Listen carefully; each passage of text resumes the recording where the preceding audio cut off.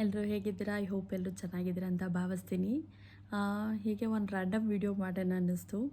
ನಾನಂತೂ ನಿಜವಾಗ್ಲೂ ಚೆನ್ನಾಗಿಲ್ಲ. ಹೆಲ್ತ್ ಕಂಪ್ಲೀಟ್ ಹಾಳಾಗ್ಬಿಟ್ಟಿದೆ. ಸಿ ಸೆಕ್ಷನ್ ಆದಾಗ ಸ್ವಲ್ಪ ಹುಷಾರಾಗಿರಬೇಕು. ಬಟ್ ನಾನು ಅಷ್ಟೊಂದು ನನ್ನ ಬಗ್ಗೆ ನಾನು ಕೇರ್ ಮಾಡ್ಕೊಂಡಿರಲಿಲ್ಲ. ಅದ್ರ ಪ್ರತಿಫಲನೇ ಇವತ್ತು ಸರ್ಜರಿ. ಎಷ್ಟು ಖುಷಿಯಾಗಿ ಹೇಳ್ತಾ ಇದ್ದೀನಿ ಸರ್ಜರಿ ಅಂತ. ಅಷ್ಟು ಈಸಿ ಎಲ್ಲ ಹೇಳೋಷ್ಟು ಮನಸ್ಸಲ್ಲಿ ನನಗೂ ಕೂಡ ಭಯ ಇದೆ, ಏನಾಗ್ಬೋದು ಅನ್ನೋ ಗಾಬರಿ ಇದೆ. ಅದೆಲ್ಲದಕ್ಕಿಂತ ಹೆಚ್ಚಾಗಿ ಪುಟ್ಟ ಕಂದಮ್ಮಲ್ವಾ, ಅವನಿನ್ನೂ ಕೈಯಲ್ಲೇ ಬೆಳೀತಾ ಇದ್ದಾನೆ.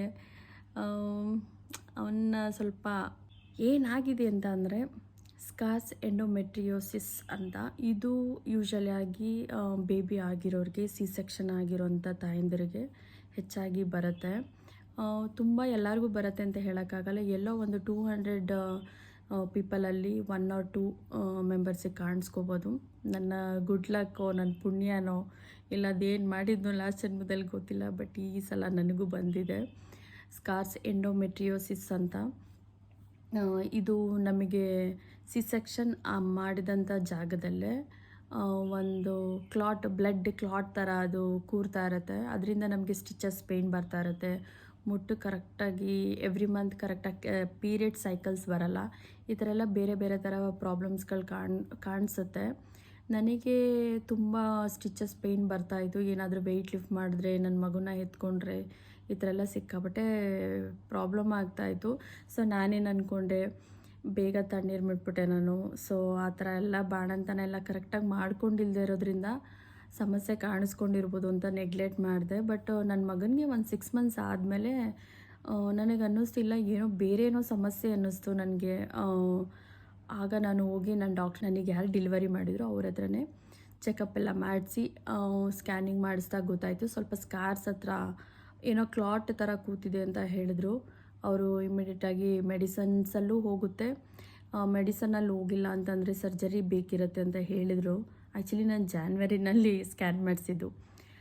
3 months ಕಂಪ್ಲೀಟ್ ಟ್ಯಾಬ್ಲೆಟ್ಸ್ ಎಲ್ಲ ತೊಗೊಂಡೆ. ಬಟ್ ಪೀರಿಯಡ್ಸ್ ಆದಾಗ ಸಿಕ್ಕಾಬಟ್ಟೆ ಪೇಯ್ನ್ ಬರ್ತಾಯಿದ್ದು. ಹೊಟ್ಟೆ ಕಂಟ್ರೋಲೇ ಮಾಡೋಕ್ಕಾಗ್ತಿರ್ಲಿಲ್ಲ, ಅಷ್ಟೊಂದು ಹೊಟ್ಟೆ ನೋವು ಬರ್ತಾಯಿತ್ತು. ಆ್ಯಂಡ್ ಇದು ಯಾವ ಥರ ಇರುತ್ತೆ ಅಂತಂದರೆ, ಮೇಲೆ ಸ್ಕಿನ್ನೇ ನೀವು ಟಚ್ ಮಾಡೋಕ್ಕಾಗಲ್ಲ, ಅಷ್ಟು ಪೇಯ್ನ್ ಬಂದುಬಿಡುತ್ತೆ. ಸ್ಕಿನ್ ಮೇಲ್ಗಡೆ ಸ್ಕಿನ್ನೇ ಪೇಯ್ನ್ ಬರ್ತಾ ಇರುತ್ತೆ, ಎಲ್ಲಿ ಸರ್ಜರಿ ಆಗಿರುತ್ತೆ ಅಲ್ಲಿ. ಆ ಥರ ಎಲ್ಲ ಪೇಯ್ನ್ ಬರೋಕ್ಕೆ ಸ್ಟಾರ್ಟ್ ಆಯಿತು. ನಾನು ಮುಂದೆ ತಳ್ಕೊಂಡು ಬಂದೆ, ಏನು ಸರಿ ಹೋಗ್ಬೋದು, ಟ್ಯಾಬ್ಲೆಟ್ ತೊಗೊಂಡ್ರೆ ಸರಿ ಹೋಗ್ಬೋದು ಅಂತ ನಾನು ತುಂಬ ಪುಷ್ ಮಾಡಿದೆ. ಬಟ್ ಎಷ್ಟು ಪುಷ್ ಮಾಡಿದ್ರೂ ಅದು ನನಗೆ ಸ್ವಲ್ಪನೂ ಕೂಡ ಸರಿ ಹೋಗೇ ಇಲ್ಲ.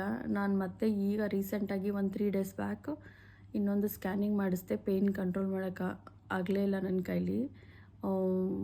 ಅನ್ಬಿಲಿವಬಲ್ ಪೇಯ್ನು, ಯಪ್ಪ ನೆನೆಸ್ಕೊಳಕ್ಕೂ ಭಯ ಆಗುತ್ತೆ. ಪೇಯ್ನ್ ಕಂಟ್ರೋಲ್ ಮಾಡೋಕ್ಕಾಗ್ತಲ್ಲ ಅಂದ್ಬಿಟ್ಟು ಮತ್ತೆ ಸ್ಕ್ಯಾನ್ ಎಲ್ಲ ಮಾಡಿಸಿದಾಗ ಡಾಕ್ಟ್ರ್ ಇಲ್ಲ, ಸರ್ಜರಿ ನೀಡಿದೆ, ಇನ್ನೂ ವೆಯ್ಟ್ ಮಾಡಬೇಡಿ, ಸರ್ಜರಿ ಮಾಡಿಸ್ಕೊಬಿಡಿ ಅಂದರು. ಸೊ ಆಯಿತು, ಓಕೆ ಅಂದ್ಬಿಟ್ಟು ಫೈನಲಿ ಇವತ್ತು ಸರ್ಜರಿ ಮಾಡಿಸ್ಕೊಳ್ಳೋಣ ಅಂತ ಎಲ್ಲ ಆಗಿದೆ.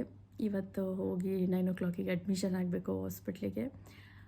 ಇದರಲ್ಲಿ ಏನು ಇನ್ಫಾರ್ಮೇಷನ್ ಅಂತ ಅಂದರೆ, ಪ್ಲೀಸ್ ಯಾರು ಈಗ ಪ್ರೆಗ್ನೆನ್ಸಿ ವುಮೆನ್ಸ್ ಇರ್ಬೋದು, ಪಾಪು ಆಗಿರೋರು ಇರ್ಬೋದು, ನೆಗ್ಲೆಕ್ಟ್ ಮಾಡಿಬಿಡಿ ದಯವಿಟ್ಟು. ಆ ಟೈಮ್ನಲ್ಲಿ ಏನೇ ಇದ್ದರೂ ಕೂಡ ಎಲ್ಲನೂ ನೋಟಿಸ್ ಮಾಡ್ಕೊಳ್ಳಿ.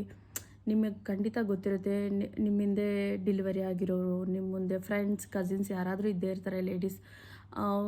ಸೇಮ್ ಇರುತ್ತಾ, ಬೇರೆ ಬೇರೆ ಥರ ಪ್ರಾಬ್ಲಮ್ಸ್ ಇರುತ್ತೆ, ಎಲ್ಲ ನೋಡಿಕೊಂಡು ಈ ಥರ ಏನಾದರೂ ಪ್ರಾಬ್ಲಮ್ಸ್ ಇದ್ದಾಗ ಡಾಕ್ಟ್ರ್ ಹತ್ರ ಹೋಗಿ ತೋರಿಸ್ಕೊಳ್ಳಿ. ಲೇಟ್ ಮಾಡಬೇಡಿ. ಲೇಟ್ ಮಾಡಿದಷ್ಟು ಅದ್ರ ಲೆಂತ್ ಜಾಸ್ತಿ ಆಗ್ತಾ ಇರುತ್ತೆ. ಈ ಇನ್ಫಾರ್ಮೇಷನ್ ನನಗಿರಲಿಲ್ಲ. ನಾನೇನು ಮಾಡಿದೆ, ಏನಿಲ್ಲ, ಟ್ಯಾಬ್ಲೆಟ್ ತೊಗೊಳ್ಳೋದು, ಆಗಾಗ ಪೇಯ್ನ್ ಕಿಲ್ಲರ್ ತೊಗೊಳ್ಳೋದು, ಸುಮ್ಮನಾಗ್ಬಿಡೋದು, ಈ ಥರ ಎಲ್ಲ ಮಾಡ್ಕೊಂಡು ಬಂದೆ. ಸೊ ಅದೊಂದು ಸ್ವಲ್ಪ ಜಾಸ್ತಿ ಆಗ್ಬಿಟ್ಟು ಈಗ ಕಂಟ್ರೋಲೇ ಮಾಡೋಕ್ಕಾಗ್ತಾಯಿಲ್ಲ, ಪೇಯ್ನು ಅಷ್ಟು ಆಗ್ಬಿಟ್ಟಿದೆ, ಏನು ಮಾಡೋಕ್ಕಾಗಲ್ಲ. ಹೆಲ್ತ್ ತುಂಬಾ ಇಂಪಾರ್ಟೆಂಟ್. ಎಲ್ಲ ಪ್ರಾಬ್ಲಮಿಗೂ ಸೊಲ್ಯೂಷನ್ ಇರುತ್ತೆ, ಕೆಲವೊಂದು ಪ್ರಾಬ್ಲಮಿಗೆ ಸೊಲ್ಯೂಷನ್ ಇಲ್ಲ ಅಂದರೆ ಅದು ಖಂಡಿತ ಹೆಲ್ತ್ ನನ್ನನ್ನು ಕೇಳಿದ್ರೆ. ಸೊ ಹೆಲ್ತ್ ಬಗ್ಗೆ ಗಮನ ಇಟ್ಕೊಂಡಿರೋದು ಒಳ್ಳೆಯದು. ಎಸ್ಪೆಷಲಿ ಲೇಡೀಸ್, ಈ ಥರ ವಿಚಾರಗಳು ನಿಮಗೆ ಗಮನಕ್ಕೆ ಬಂದಾಗ, ನಿಮಗೆ ಈ ಥರ ಎಕ್ಸ್ಪೀರಿಯೆನ್ಸ್ ಆದಾಗ ಮೊದಲು ಹೋಗಿ ಡಾಕ್ಟರ್ನ ತೋರಿಸ್ಕೊಳ್ಳಿ. ಇವತ್ತು ನನ್ನ ಸರ್ಜರಿ ಏನಾಗುತ್ತೋ ಗೊತ್ತಿಲ್ಲ. ಐ ಹೋಪ್ ಆ ಥರ ಏನಿಲ್ಲ, ಬಟ್ ಬೇಗ ರಿಕವರಿ ಆದರೆ ಸಾಕು ಅಂತ ಅನಿಸುತ್ತೆ. ನನ್ನ ಪ್ರಕಾರ ಆಲ್ಮೋಸ್ಟ್ 3 months ರೆಸ್ಟ್ ಬೇಕಾಗುತ್ತೆ. ಈಗ ಆ 3 ತಿಂಗಳು ನನ್ನ ಮಗನ ಲಾಲನೆ ಪಾಲನೆ ಎಲ್ಲ ಮಾಡೋದಕ್ಕಾಗಲ್ಲ, ಅದೊಂದು ಬೇಜಾರಿದೆ. ಯಾರೇ ನೋಡ್ಕೊಂಡ್ರು ತಾಯಿ ನೋಡ್ಕೊಳಕ್ಕಾಗಲ್ಲ ಅಂತ ಖಂಡಿತ ಎಲ್ಲ ಹೇಳ್ತಾರಲ್ಲ, ಅದೇ ಥರ ನನಗೂ ಬೇಜಾರು. ಏನೂ ಮಾಡೋಕ್ಕಾಗಲ್ಲ. ಸಿಗುವ ಮತ್ತೆ, ಬಾಯ್.